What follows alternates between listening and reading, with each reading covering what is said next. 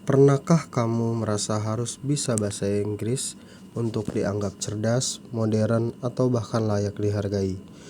Bahasa Inggris kini tak hanya menjadi bahasa asing, tapi identitas global.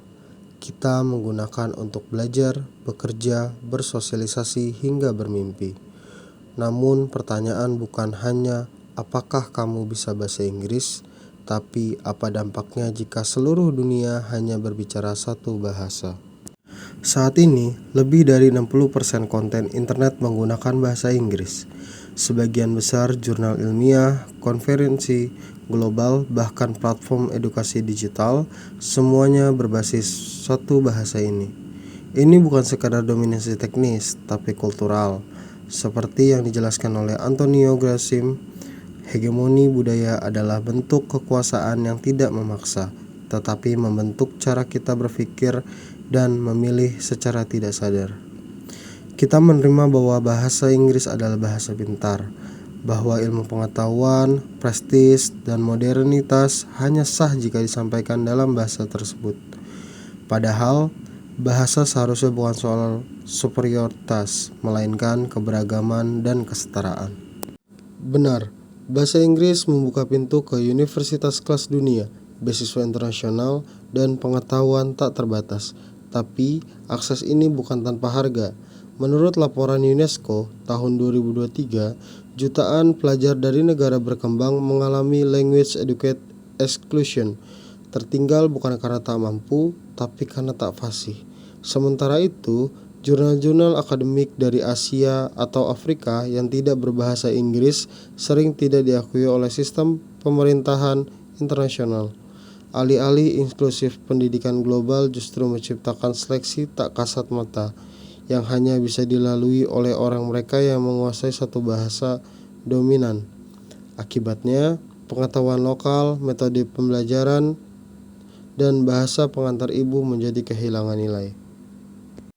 Bahasa adalah wujud dari cara berpikir, nilai, dan identitas suatu kelompok. Ia bukan hanya alat komunikasi, tapi jembatan sejarah. Namun hari ini, UNESCO mencatat bahwa satu bahasa punah setiap 2 minggu. Di Indonesia saja, dari sekitar 780 bahasa, ratusan diantaranya berada di ambang kepunahan. Kita melihat setiap hari, papan-papan iklan di kota kecil berganti menjadi bahasa Inggris. Anak-anak lebih lancar menyanyikan K-pop atau western pop ketimbang menuturkan cerita rakyat daerahnya sendiri. Bahasa lokal kini dianggap kuno, tidak relevan, bahkan memalukan. Inilah yang disebut sebagai kolonialisme linguistik gaya baru. Kita mengagumi bahasa asing dan secara perlahan meninggalkan bahasa kita sendiri.